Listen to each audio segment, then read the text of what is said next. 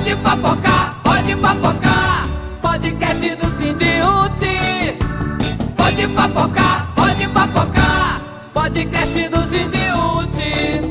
Papoca, papoca.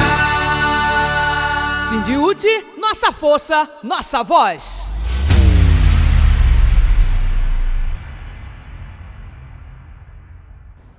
Olá, companheiros e companheiras, estamos aqui hoje com mais um Pode Papocar, com um assunto super importante, que é um assunto que vai direcionar a jornada de lutas agora no nosso estado, no nosso país, na nossa cidade, que é sobre o serviço público é do povo brasileiro. É importante entender isso, é importante porque quando você privatiza, retira do povo brasileiro, quando você decide pelo povo, você tira a autonomia e o poder do povo, né, da democracia, de decidir sobre o orçamento, sobre os recursos públicos e sobre o serviço público. E nós estamos aqui numa jornada de luta com várias entidades sindicais e hoje tenho aqui convidados os melhores, os mais ilustres convidados que a gente queria ter trazido todo mundo, né? Mas a gente escolheu a dedo para trazer tanto um representante do movimento sindical, o companheiro Anísio, que está aqui do meu lado, presidente da APEOC, da Frente Norte-Nordeste, que é uma frente também de lutas, e a companheira Luz, que eu digo que é Luz Guilherme, né? Assim, minha filha, maravilhosa, que vem representando o movimento popular, o movimento social, uma combativa companheira do MST, que organiza, como sua mãe que organizou. A gente estava conversando da mãe dela nesse instante aqui, da importância da mãe dela para a nossa luta. E aí, filho de peixe, peixinho né? Então a Luz veio aqui também fazer essa contribuição e a gente está aqui, já dá para fazer a revolução com essa mesa aqui, né? Com todo mundo. Sem falar que tem sempre o Rafael, que é o presidente do Sindicato dos Jornalistas, que também é nosso Rafael, né? É do jornalista, mas também é nosso do Sindiúti. Então nós estamos aqui para esse bate-papo. E como tudo do Sindiúti tem papoco, Pode Papocar, começa agora. Ana, vamos dar então boas-vindas, né, aos nossos convidados. Primeiramente o nosso olá, né, agradecer a presença aqui do Anísio Melo. Eu que agradeço, e papocar com vocês vai ser delicioso, refrescante, nutritivo para a nossa luta. Muito bem, tá nutritivo mesmo, que a Gardenha deixou aqui um alimento, inclusive, pra gente. Então seja bem-vinda também, Luz.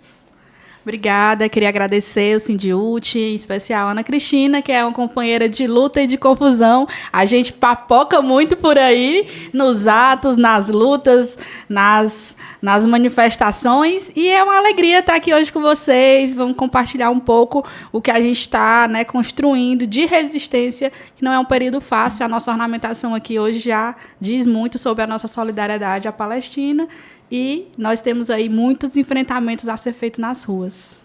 São muitas lutas, Luz, muitas mesmo, e ao mesmo tempo num dia muito importante, o dia que a gente está exibindo esse programa hoje, é o dia em que o Congresso Nacional apresenta novamente o texto da reforma administrativa. Então toda a discussão que a gente vai fazer aqui é no sentido de provocar cada vez mais, como a Ana Cristina abordou no início, a resistência popular, a resistência do movimento sindical, a resistência da classe trabalhadora contra essa medida que não só vai precarizar o serviço público, mas como vai destruir também o serviço público que é ofertado à população de uma forma geral. Então a gente inicia o debate de hoje fortalecendo a luta à luz do que está sendo apresentado nesse momento no campo político. A gente sabe que a Ana tem tocado muito nesse ponto. A reforma administrativa talvez seja a moeda de troca do Centrão, a moeda de troca do empresariado, no momento em que é aprovado, começa a ser aprovado, já foi aprovado na Câmara, né, a isenção de imposto de renda até 5 mil e a oneração aí de uma parte do alto escalão, né, tributário brasileiro. Então a gente tem hoje uma demanda histórica de organização coletiva, não só dos servidores, mas da sociedade. É isso que a gente quer provocar aqui hoje, né, Ana? É isso, a gente não pode deixar de falar também, né, do nosso repúdio à guerra, né? Israel, no massacre, não é uma guerra, é um massacre, né? Um extermínio de um povo palestino, que não começou hoje, que já vem de muitos anos, e também repudiar, né, o ataque aos companheiros que estão na missão humanitária de levar remédio. Eu fico pensando, Anise, às vezes, quanto tempo essas crianças estão sem estudar, né? Assim, não é só falta de comida, estão perdendo seus pais, suas famílias, mas também é uma geração sacrificada, né? Uma geração que está fora das escolas, né? Assim, me dói muito. Eu estive na Argentina no passado e houve um movimento internacional de mostrar que eles acabam querendo fugir para o Egito para poder ir para a escola, né? Para poder estudar, que eles sentem falta da escola, né? Então, assim, é um absurdo, né? E assim, não adianta os políticos brasileiros manifestar solidariedade. Solidariedade é para nós, né? Que estamos aqui torcendo que os companheiros consigam chegar a Gaza, que os companheiros saiam ilesos dessa expedição humanitária. Mas políticos brasileiros, políticos do Ceará, eles precisam imediatamente ter uma ação muito mais forte, inclusive uma ação mundial, no sentido de chegar a Gaza, né? Assim, a gente não pode assistir um extermínio, eu me sinto assistindo um extermínio, né? Assim, de um povo, né? Assim, e isso não é uma coisa normal, isso não dá para você viver a vida amanhã, acordar e sair para trabalhar achando que isso não está acontecendo, né? Que as pessoas inocentes estão morrendo. E aí precisa ter algo. Vieram agora da ONU, o que é que se foi discutido. Não adianta se retirar quando o presidente de Israel, assassino, fala. Precisa ter uma ação mundial que não pode ser só da militância humanitária, mas precisa ser também da militância política, né? Então, assim, chamando todo mundo, a gente está se encontrando agora lá no Bosque de Letras, né? Para um ato. E eu penso que a gente precisa organizar, inclusive, uma greve, né? Parar, o Congresso Nacional precisa parar, o presidente da República, a Justiça, precisa todo mundo entender o que está acontecendo e não só entender, não só solidarizar, mas fazer alguma coisa. Aqui precisa ser feita alguma coisa, o Estado brasileiro precisa fazer algo. Muito bem, Ana. Acho que esse ponto é fundamental também, está na ordem do dia, é um acontecimento, inclusive, nossa solidariedade a todos os agentes humanitários que estão lá detidos nesse momento, foram sequestrados por Israel, pelo Estado violador de Israel, e há também a deputada Luiziane Lins, que está nessa situação. Acho que é a única cearense, né? Acho que sim. A acho única que do PT parlamentar. E a única parlamentar também, né? Cearense, acho que só tem ela. Bom, retomando a discussão da reforma administrativa, Ana, queria introduzir aqui o Anísio, na sua avaliação enquanto dirigente sindical, servidor público, representante também dos professores do Estado do Ceará, do que significa essa PEC, que nesse momento retorna à discussão no Congresso Nacional, falando claramente para o nosso público os reais significados, os impactos que tem na carreira dos servidores públicos de uma forma geral, dos municípios, dos estados e da União. Primeiramente, entender isto como um desmonte da nossa Constituição de 88, que gravou o direito ao serviço público, garantindo vinculação obrigatórias para a educação e para a saúde, o concurso público, a valorização do servidor. E leis complementares deveriam vir para solidificar este avanço da Constituição de 88. Mas o que nós estamos vendo é um desmonte dessa Constituição naquilo que se coloca como progressista, né? Quando você fala da PEC, da deforma, o golpe no serviço público, né? Ele está envolto numa série de PECs. Você está desmontando a Constituição. Eu acho que o movimento social não está olhando da forma como deveria olhar para isto, né? Não podemos ver apenas a deforma administrativa, a PEC da deforma, né? Recentemente teve a PEC que encobria a bandidagem. Sim. Teve a PEC do calote, né? A PEC da desvalorização do próprio magistério. E não é apenas dos neoliberais, da direita, não. O campo governista também apoia mudanças e tem a iniciativa de provocar a PEC da deforma, né? Então, é muito complexa essa questão. Em relação ao serviço público, é um ataque direto, né? para ceder alguns detalhes, unificar a tabela do serviço público, as carreiras. Só que separa as carreiras de Estado, os privilégios vão continuar, e as outras carreiras unificar numa tabela em que, Ana Cristina, o salário inicial só poderá chegar ao final da carreira apenas aqueles 50%. Diferentemente, aí eu quero parabenizar, não sei se foi ontem, lá na CUT, eu queria parabenizar o Sindiúti, na figura da Ana, a FETANC na figura da Enedina, e nós, da rede estadual. Aqui o Ceará é o estado onde 98% dos municípios cumprem o piso inicial. Isso. Diferente do Brasil. Aqui no Ceará temos a melhor estrutura de carreira de capitais do Brasil.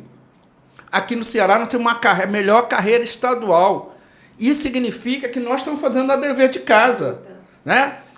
Com tática estratégica acabam combinando isso. Então, nacionalmente, não está havendo isso.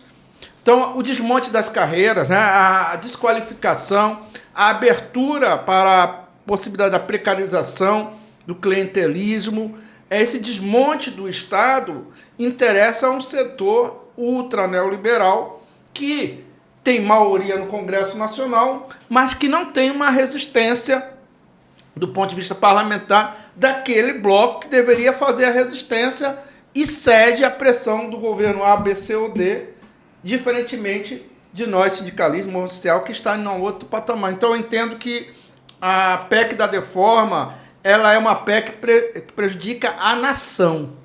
Um projeto de desenvolvimento, a inclusão, a garantia de igualdade de oportunidades, né, para os nossos jovens, para nossas mulheres, para os nossos negros, adentrarem ao serviço público pela porta da frente, através do concurso, né? Ela facilita um lobby que quer destruir o serviço público como um dos instrumentos de garantia da quebra dessa desigualdade social, que é imensa, que é enorme, e talvez seja a grande chaga que nós temos no Brasil, a desigualdade social, que pode ser corrigida através de instrumentais como a educação, como a saúde, a garantia da segurança, projetos de desenvolvimento.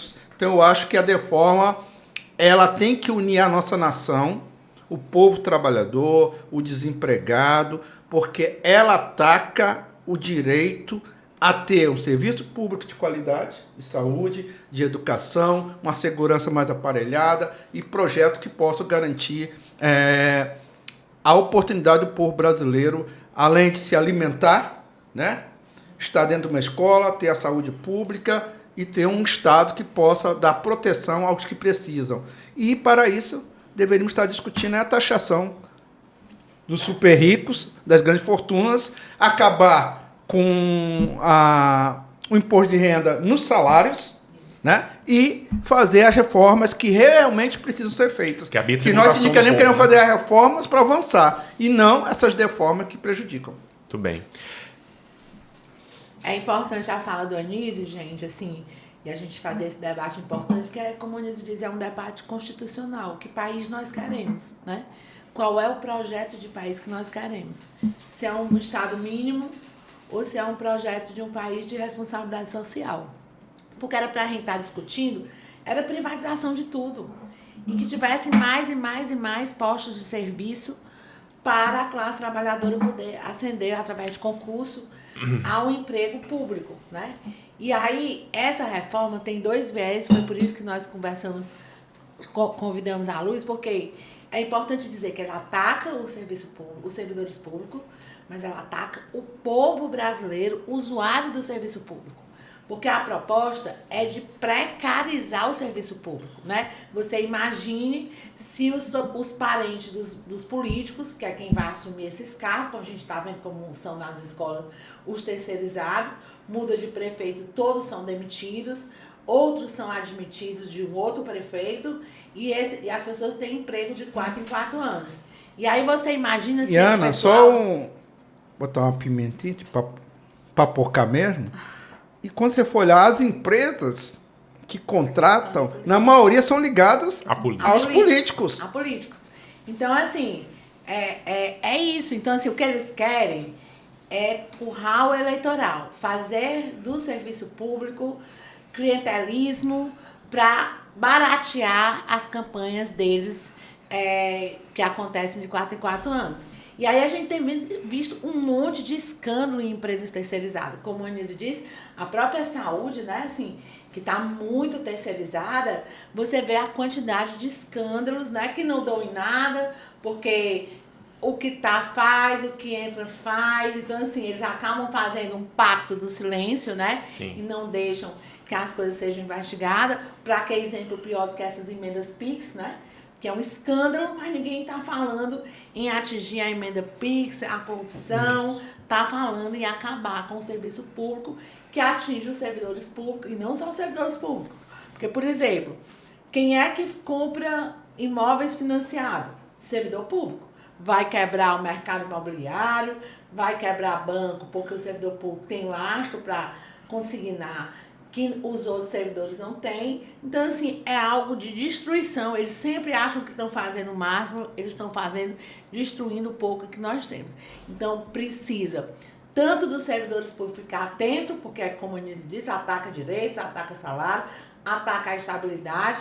O ministro Haddad, essa semana, fez uma declaração que tem que ter estabilidade, mas tem que ter resultado. Quem tem que ter resultado é político. Quem tem que ter resultado é político, porque você acha que um médico que atende numa situação precária no hospital precisa ser avaliado o resultado? E qual seria o resultado de um médico, né? É atender mais rápido? E os professores que estão nas escolas sucateadas, sem aula, porque a energia foi privatizada, falta luz, a água privatizada, falta água, cai os telhados na época da quadra chuvosa. Aí esse resultado vai ser avaliado nosso ou é dos políticos que não fazem nada?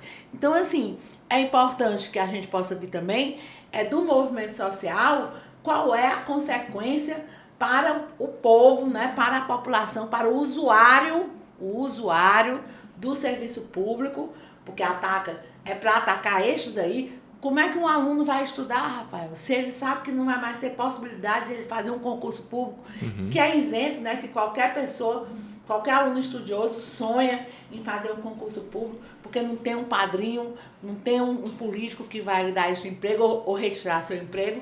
Pensa na estabilidade do concurso público, agora vai estudar para quê? Né?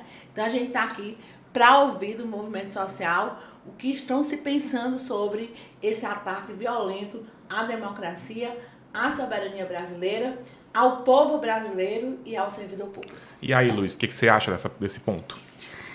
Então, gente, é muito importante a gente ampliar, de fato, esse debate, né? Assim, na nossa reunião, o Movimento Sindical e Popular já trazia essa reflexão, porque parte da população ainda sem consciência do grau de impacto na sua vida dessa reforma, acha que os funcionários estão defendendo seus empregos, defendendo a partir dessa ótica equivocada, seus privilégios, e pelo contrário, assim, hoje nós que vivemos, seja no campo, seja na cidade, nós somos atravessados por um conjunto diversos de política pública, né? Se você pensar que a água que sai da sua torneira é SUS, se você pensar que você sai na rua, aquele asfalto é imposto, tudo ali é construído pelo setor público, né? Se você vai ainda mais para a população mais pauperizada, que vive da assistência ali, né? Um Bolsa Família, toda a parte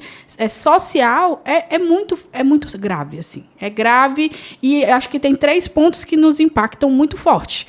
Um é a saúde, que o Brasil tem que ser reconhecido. O SUS tem uma importância mundial. Não há outro país que tenha um sistema unificado, integrado de saúde, com todos os seus limites de precariedade. O pobre, quando ele fica doente, ele tem um lugar para ir ser atendido, que nos Estados Unidos não tem.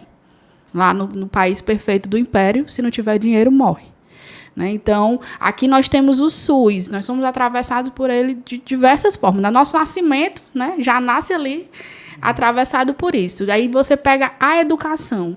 E hoje foram anos, né? Eu estou aqui do lado de 2 companheiros de luta da educação, defensores da educação. Anos para desconstruir que a escola pública ela não prestava.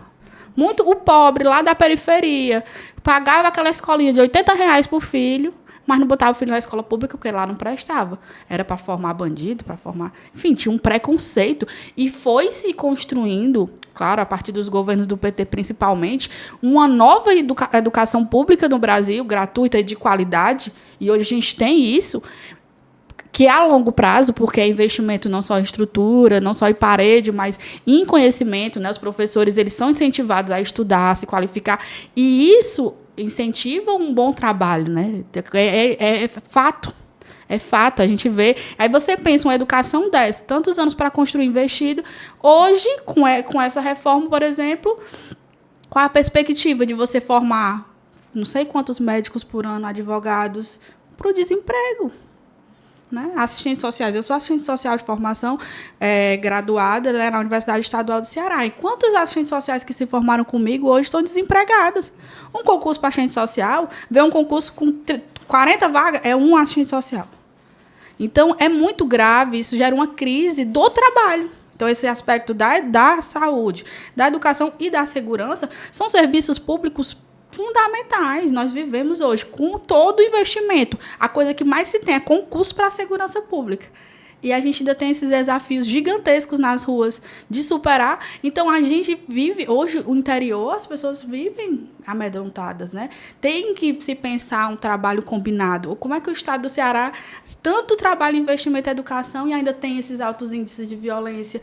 É desafiador e o povo precisa entender que é parte disso. Assim, esse é o nosso desafio, sabe? Que a gente coloque na rua, que essa reforma impacta de fato, né, a nossa vida, a vida das futuras gerações, né? A gente está falando muito de PECs, mas tudo começou assim de uma forma muito devastadora com aquela PEC do teto dos gastos. Sim. Quando congela os gastos, tu limita ali o quanto pode ser investido em educação, o quanto pode ser investido... Agora apoiado por amarelos, vermelhos, azuis, governo de todas as cores e sabores. Muito né? difícil. Muito de Fortaleza. Muito difícil, A gente. visão, Hoje, a gente não pode também pegar o menino num balaio, sabe, jogar no mato a bacia da água com o menino Com o com menino tudo. dentro. Não pode fazer isso. Mas o certo é que nós estamos no governo federal, estadual, municipal, mas com eleições apertadas e de ampla coalizão.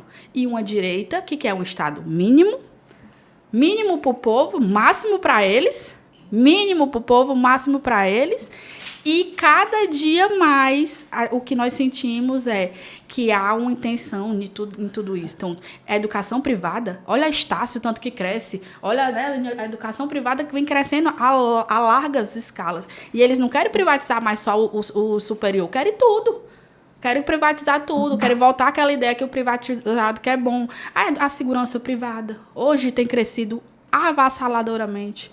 E os planos de saúde, que é quem mais ganha dinheiro. Então, o que se quer com tudo isso do empresariado? Ganhar mais dinheiro em cima do trabalhador, privatizando tudo. Esse é o sentimento que a gente tem.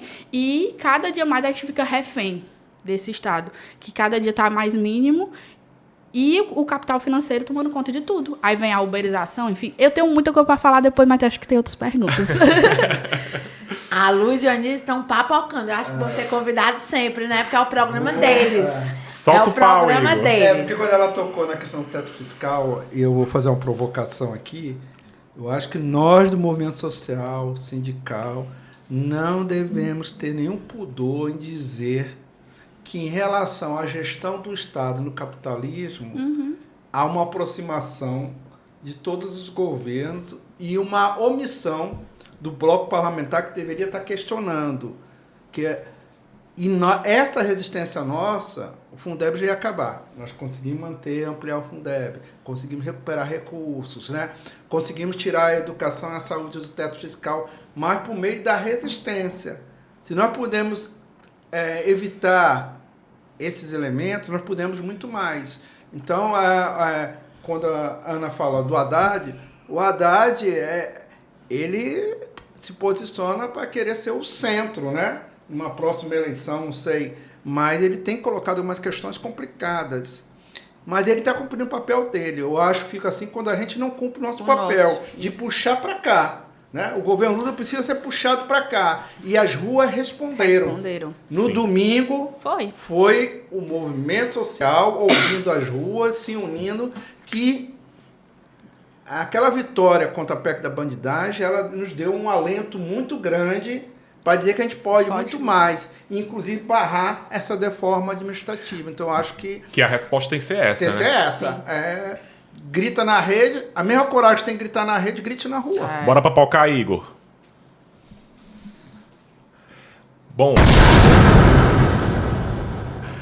Bom, indo dentro dos argumentos, Anísio, que são colocados nesse momento pelo Congresso Nacional, por parte do Congresso Nacional, por parte do capital financeiro, se fala em modernização do Estado com a reforma administrativa. Só que a gente está acompanhando que no mundo está acontecendo um movimento contrário. É a reestatização. É mais serviço público ao invés de mais privatização. Então, eu queria que você comentasse também, colocasse mesmo realmente o contraponto para esse tópico.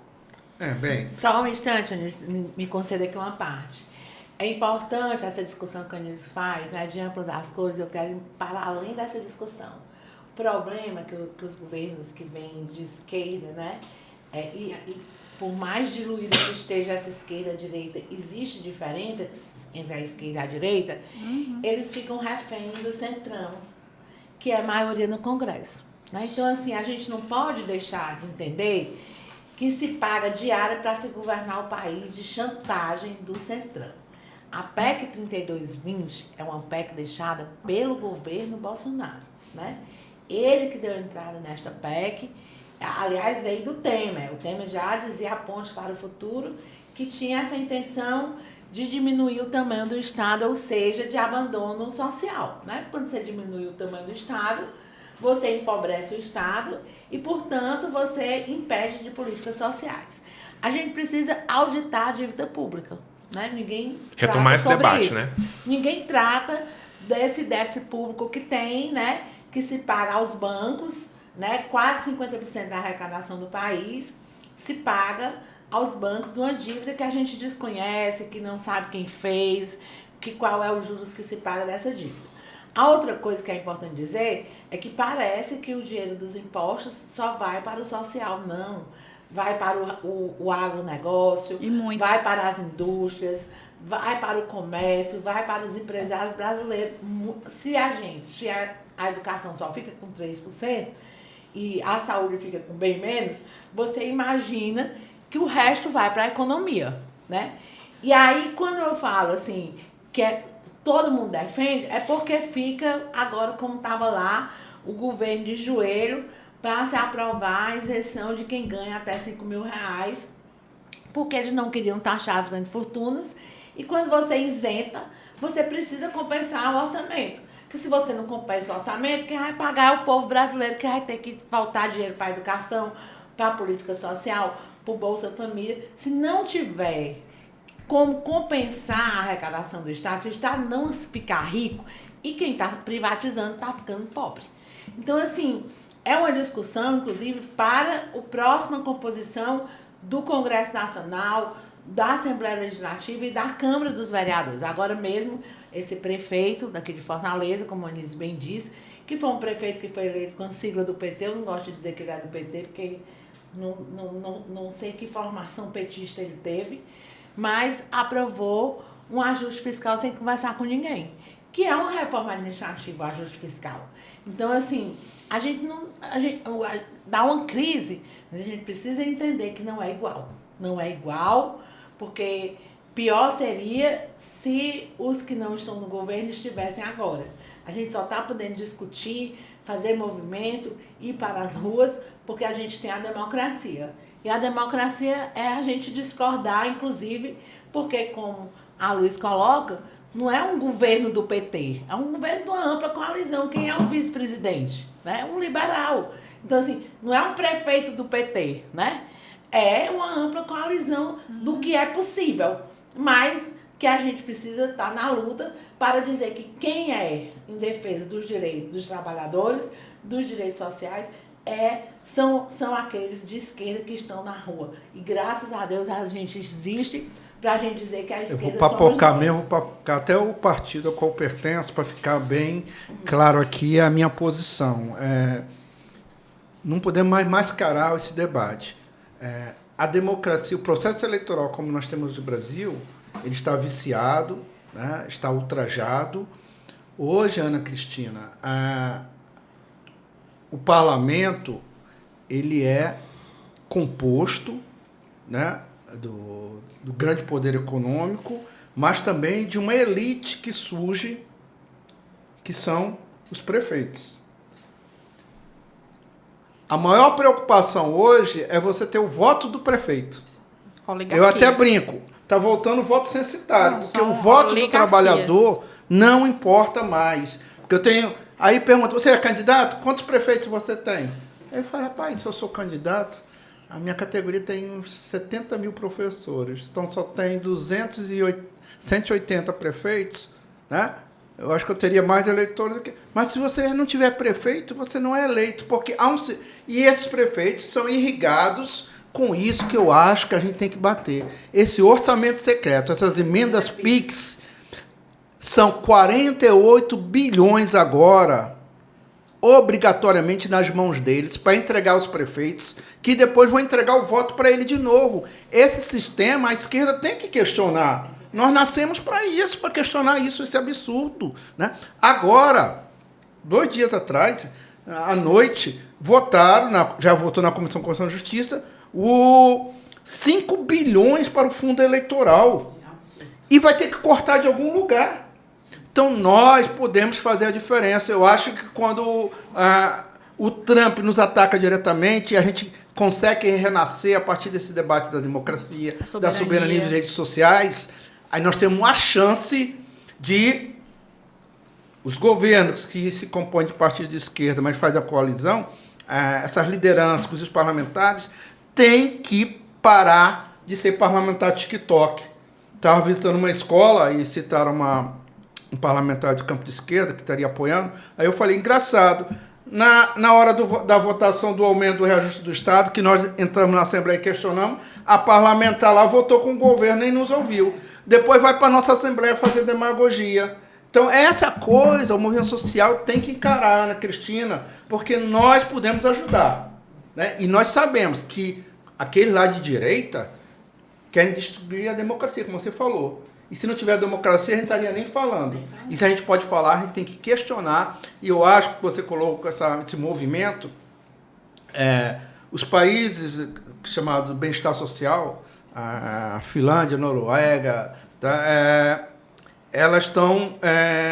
lá chega a 78%, 80% da carga tributária. Mas essa carga tributária é revertida em direitos sociais, em educação pública, saúde pública, né? Então, toda a população utiliza. Então, o Brasil, essa carga tributária do Brasil, a Globo fez a carga tributária. Ainda, a carga tributária brasileira era injusta, que ele tira do trabalhador e poupa o rico. Então, é preciso fazer essa reforma tributária assim, uma reforma tributária que taxe o rendimento, os lucros e isente o salário. Então, eu acho que é importantíssimo, né, esse movimento reverso. Nós temos que dizer, a Constituição abriu o caminho, a de 88, nós precisamos derrotar essas PECs de reformas aí e apontar para garantir realmente financiamento público, controle social, né? O servidor público passa no concurso, tem um estágio probatório, meu povo. Ele já é avaliado ali, reforma agrária, ninguém fala. igualdade. Então, cabe a nós, do campo de esquerda, né? Eu vou falar do PCdoB. O PCdoB, estou muito chateado. Votou todinho pelo calote em relação à questão dos precatórios, que não é só a Fundef, não. Principalmente os precatórios previdenciários que atingiam a população brasileira, de gente há 30, 40 anos, mas a esquerda votou junto, né, com a direita em relação a esse calote numa versão ortodoxa de economia que nós devemos romper. Então, eu acho que o movimento social não pode perder esse espaço, né? Quando você, Luiz, no MST, no Movimentos Sociais, a Ana no CIDIUT, quando a gente fala isso, incomoda eles e tem que incomodar mesmo.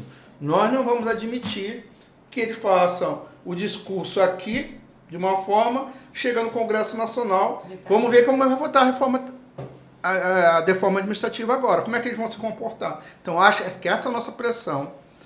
Não temos maioria no Congresso, mas acho que ficou claro hoje que a voz das ruas, a voz do povo, quando organizada, quando orientadas, elas fazem a diferença.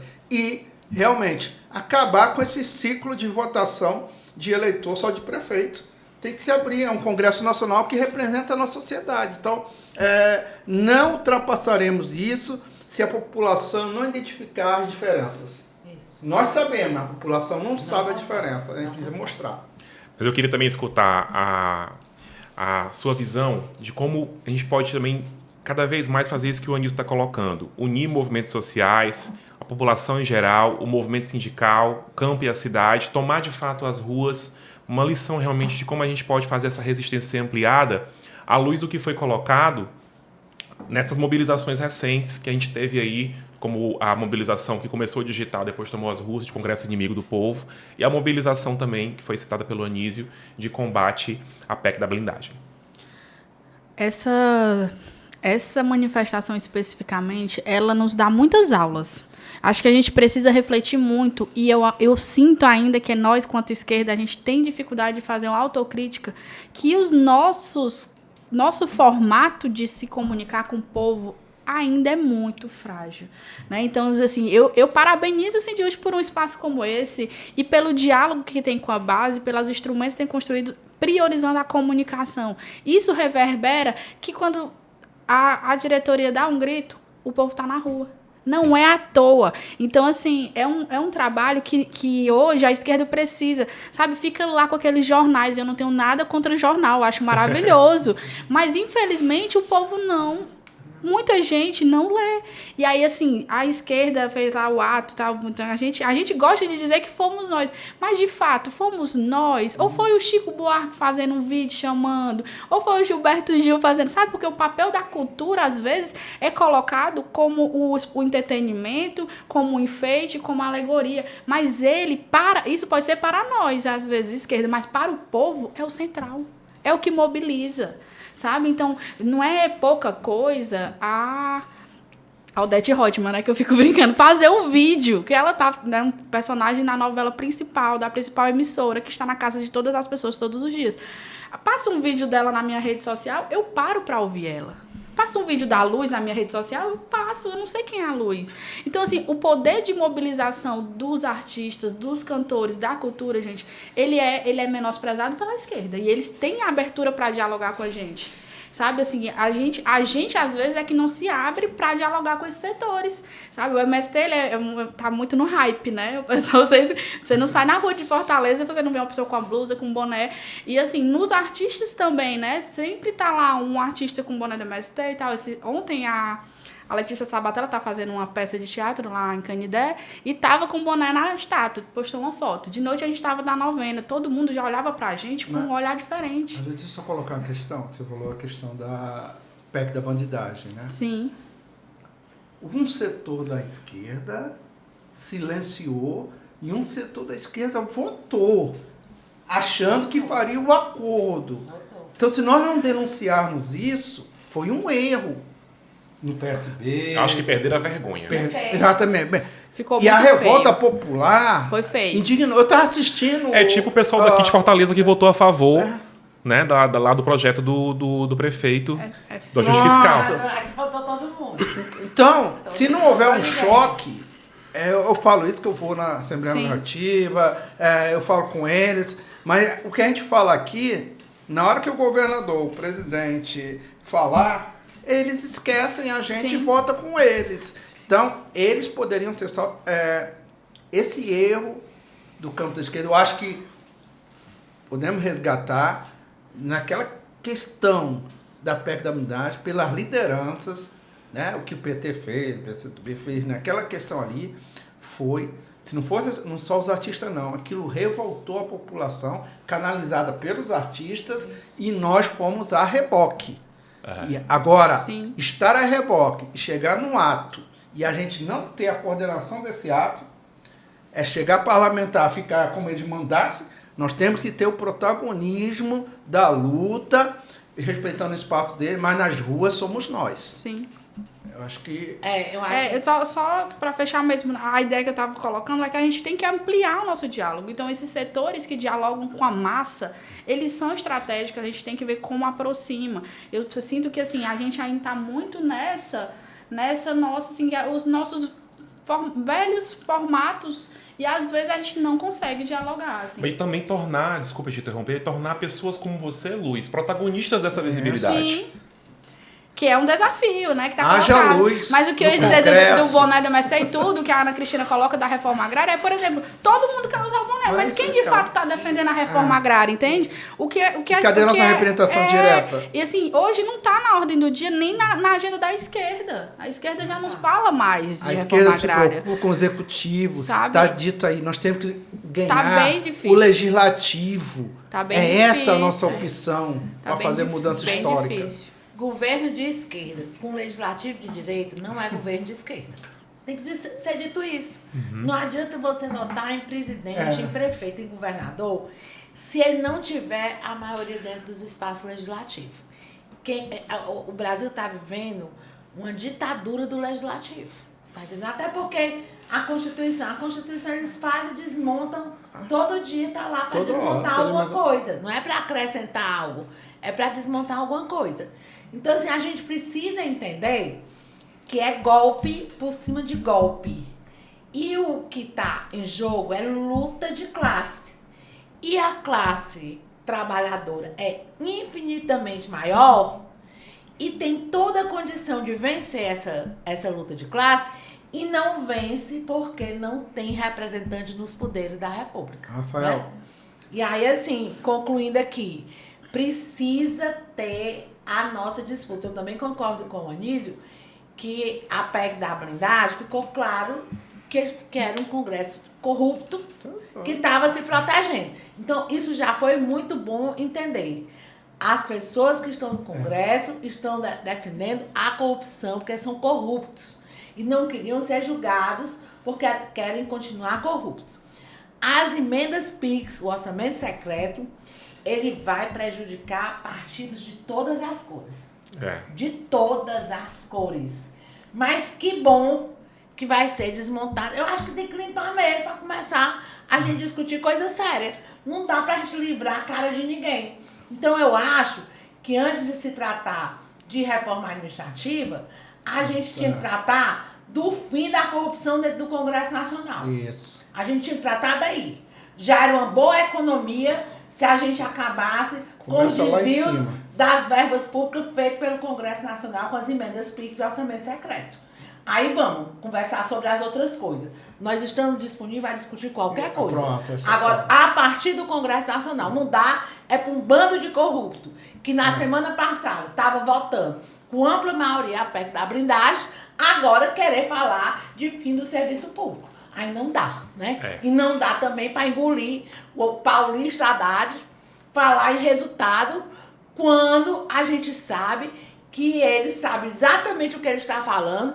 Ele está refém dos tigrões, dos magnatas, de uma classe pequena que manda neste país, querendo sacrificar o trabalhador, o servidor público e o filho do trabalhador que estuda para chegar no concurso público. Não é justo retirar da população brasileira o direito de ter um concurso, de ter uma carreira estável, de não ficar assombrado com o desemprego. Isso que você fala é muito importante, Ana, porque não é o filho do empresário que vai virar lá o concurseiro que vai passar no concurso e vai ser servidor público. Não é o filho do empresário, é o filho do trabalhador que prestou uma faculdade porque teve oportunidade nos últimos anos, né? E agora pode fazer um concurso e ir atrás de um posto de emprego minimamente digno, né? Mas, Anísio, você ia colocar uma questão. Se é para papocar, tem que papocar, né? É assim... Papoca, Anísio. O papocar. Será que ninguém aqui, 2 dias atrás, pode botar o Google aí, a Comissão Constituição e Justiça aprovou 5 bilhões para fundo eleitoral. Quem questionou? Quem questionou? Nenhum. Nem esquerda, nem centro, nem centrão, nem centrinho, porque é um pacto entre eles. Esse sistema alimenta todos. Sim, eu isso acho favorece. absurdo, eu fico indignado em entrar aqui no Instagram e ver deputado, dali das regiões aqui perto, uma região de Carneiros aqui, entregando 22 tratores das emendas, do dinheiro público, e o cara faz a propaganda. Isso um cara de centro-direita. Aí vai o outro, eu fui lá em Paulista, em Pernambuco, o cara do nosso campo, entregando a climatização das creches. Isso é absurdo, esse sistema não existe no mundo. Certo? Isso é absurdo nós termos cedido a isto. Então, o que eu digo? A esquerda, o campo progressista, tem que propor realmente as reformas que interessam. E como a Ana colocou, pessoal, tirar 40 bilhões, o nosso dinheiro está na mão dele. Tirar o nosso dinheiro da mão deles, aí você bota 20 na saúde, 20 na educação, parte na segurança pública, você tem política pública. Né? O presidente da República hoje é refém de um orçamento que está nas mãos dos deputados, que alimentam seus eleitores, que são os prefeitos, que retroalimentam o processo eleitoral, garantindo seus deputados. Então, os senadores estão propostos aqui, quem decide são os caciques, os líderes, né? Não se tem. Aí não se qual é o programa, qual é a plataforma, né? Nós vamos votar de acordo com alguns interesses. E eu acho que esse campo social, pelo menos no campo nosso aqui, sindical, social, nós não podemos perder essa coragem de dizer isto, né? Ou a gente propõe, né? Quem é antissistema somos nós. Quem propõe as mudanças somos nós. A reforma que interessa somos nós. Então devemos apresentar um programa, uma plataforma, né? Tem os atos chamados para mostrar à população que eu acho que há caminho, né? Eu acho que há caminho quando essa revolta ela é canalizada por nós, com essa nossa capacidade, nossa independência, que a gente não pode perder. Então, eu acho absurdo o que o Congresso Nacional está encaminhando. Votou o IR. Ana, há 300 anos que esse IR estava congelado, essa tabela. Aí passa para 5 mil, foi importante, mas 5 mil é muito pouco ainda, pessoal. Está taxando salário. O Brasil é um dos poucos países que taxa salário. Os empresários vão fugir do Brasil. Foge não, porque nos Estados Unidos tem taxação de grandes heranças, na Europa tem. O Brasil, né, com essa taxa Selic aí, é um paraíso para eles. Eles não saem daqui, não. Só que esse 1% não quer ceder nada. E a gente não pode ficar refém, pelo menos o campo de esquerda não deveria ficar refém dos interesses da Faria Lima, que hoje está envolvida até no narcotráfico, né? Que é outro programa, outra questão, mas a gente não pode se omitir diante disso. 5 bilhões para fundo eleitoral, eu acho o absurdo. É um absurdo. 5 bilhões aprovado por todos e todas, seja com voto, seja com silêncio. Estamos chegando na reta final do nosso programa. Eu queria ainda que a gente escutasse aqui mais elementos. Eu acho que ficou um recado muito importante. Ficaram 2. Vou começar aqui trazendo esse para a luz, né? Um dos recados importantes que eu vi aqui de vocês é preparar as lideranças para substituir, para fazer um recall do Congresso Nacional em 2026. Está chegando a eleição, menos de um ano. E o MST, Luiz, tem um programa, né, de formação de lideranças muito forte. O que a gente poderia trazer aqui de discussão, de reforço para quem está nos acompanhando, para que, de fato, representantes reais da classe trabalhadora substituam os representantes do empresariado, do 1% rico deste país, ou mais rico deste país, e a gente tenha um patamar, né, de esperança a partir de 2026, com um Congresso, de fato, formado majoritariamente pelo povo trabalhador. Essa pergunta, ela é uma pergunta bem difícil, mas assim, nós temos hoje, principalmente, né, o MST, que é o espaço que eu atuo mais diretamente, nós temos discutido muito a necessidade real do trabalho de base enraizado.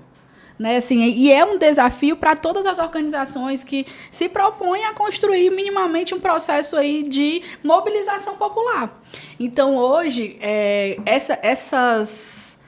esses desafios mesmo estão colocados não só para o movimento sindical, como o movimento popular, e da mesma forma, assim, é difícil mobilizar a gente, é difícil botar povo na rua, e cada dia mais, você pensa, assim, as pessoas estão entrando num processo de imersão, de ser dominadas, seja pelo trabalho, seja pelas as ideias, né? Você vê que as redes sociais têm disseminado muita fake news, é um espaço muito de compartilhar o ódio, e as pessoas vão absorvendo. Pense quanto tempo do dia as pessoas passam no celular, assim, Sim. e de todas as idades, idosos no TikTok, idosos no Kawaii, assim, espaços que nós não estamos. Nós não estamos nesse espaço, mas a direita está ferrenhamente produzindo conteúdo. Tem um livro da Expressão Popular, que é Guerras Híbridas, que ele coloca isso, assim, que como os Estados Unidos reinventou as suas formas de dominação, o império, né?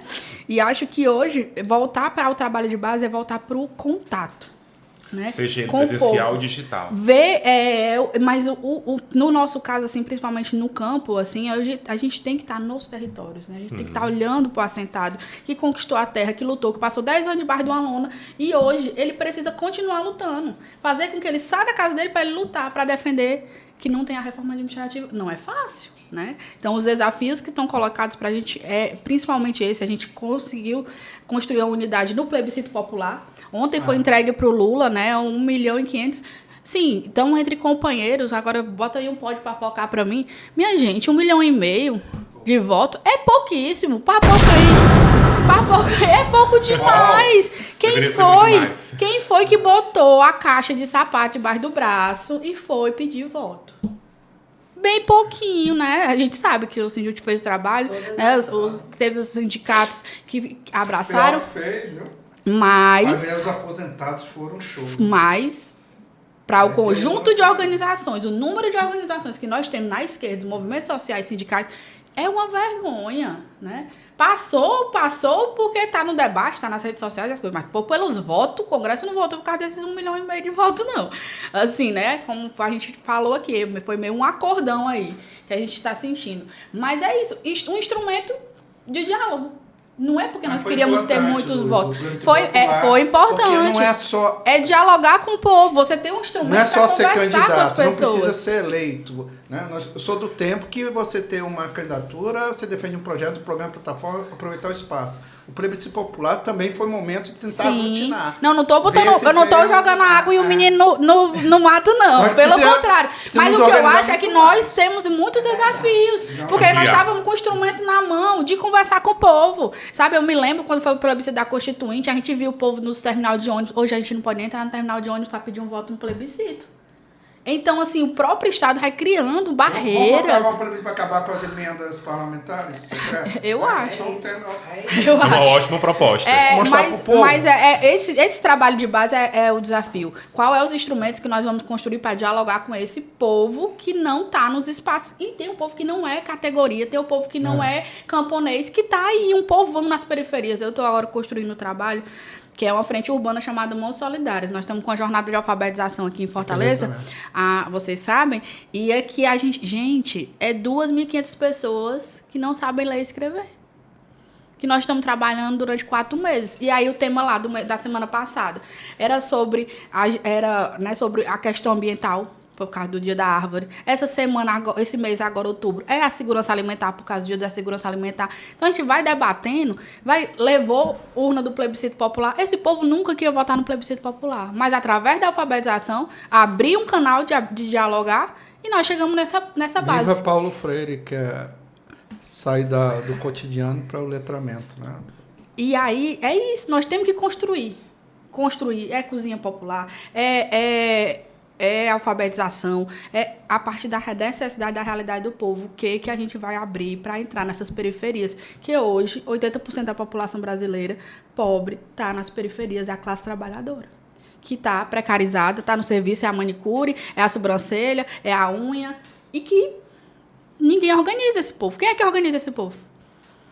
É importante o que a Lu está colocando, porque a educação de jovens e adultos está abandonada no país. Há muito tempo. Esses são os esquecidos. Aí quando você fala os esquecidos que pela aqui história. no Ceará, né, tem cerca de 30%, não é isso? Aqui a gente tem em Fortaleza 5% e no Ceará é a mesma A proporção do Nordeste é 11%. 11%. É a maior do Brasil. 11% que não é alfabetizada.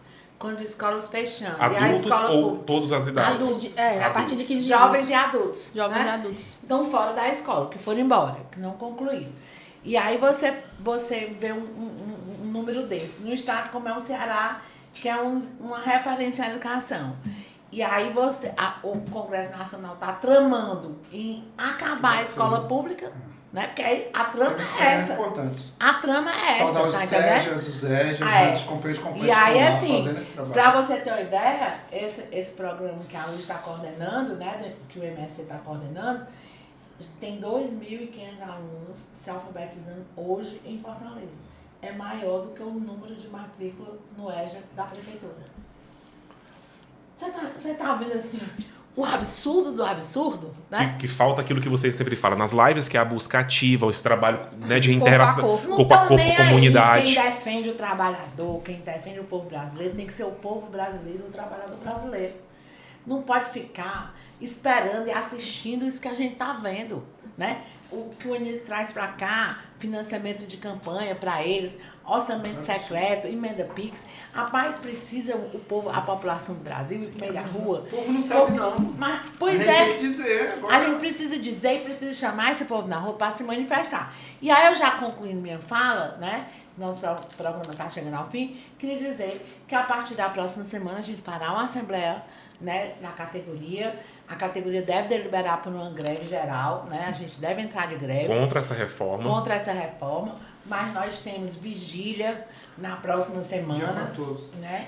E temos uma marcha no dia 14, né? Assim, essa marcha, que é uma marcha unificada, com todos os servidores públicos das 3 esferas, né?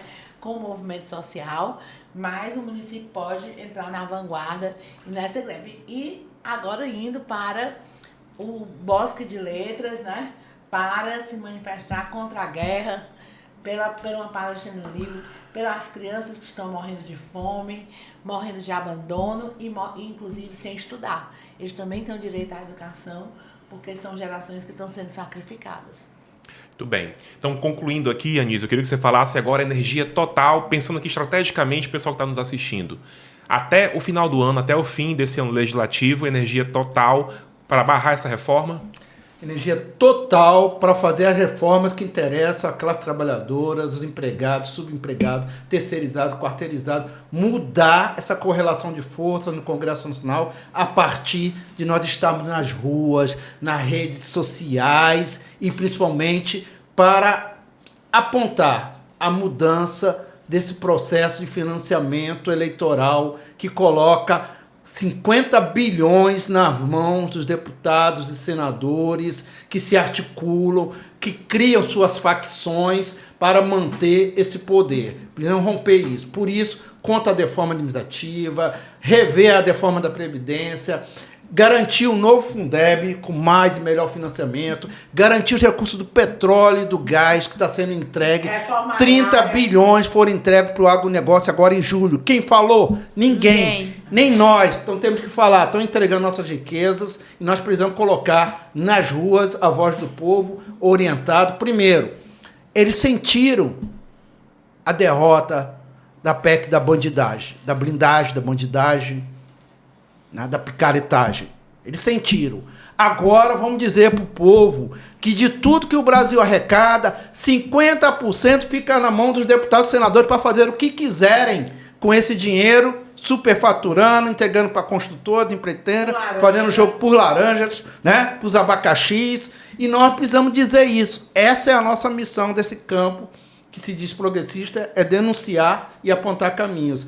E vamos estar na marcha dia 14, todos juntos. Dia 16 é paralisação geral na rede estadual de educação, com as pautas locais, para o governador cumprir e pagar os retroativos que nos deve. A gente apontar para a escola pública estadual mais avanços. E nós queremos dizer que com essa unidade desse campo, nós podemos sim fazer muito mais. Então, foco, derrotar a deforma, seja no município, seja no estado, seja na União. Eu acho que o foco agora é não sair mais das ruas. Esse é o recado, então, né? O serviço público é do povo brasileiro. E esse foi o Pode Papocar desta edição. A gente volta daqui a 15 dias discutindo temas importantíssimos para a classe trabalhadora, pautando, de fato, o movimento popular, o movimento progressista, a luta dos trabalhadores e a mudança que a gente quer promover no mundo, né, Ana? Então vamos todo mundo, né? Pode papocar? Pode papocar. Já papoca! Tchau, tchau, gente. Até o próximo episódio.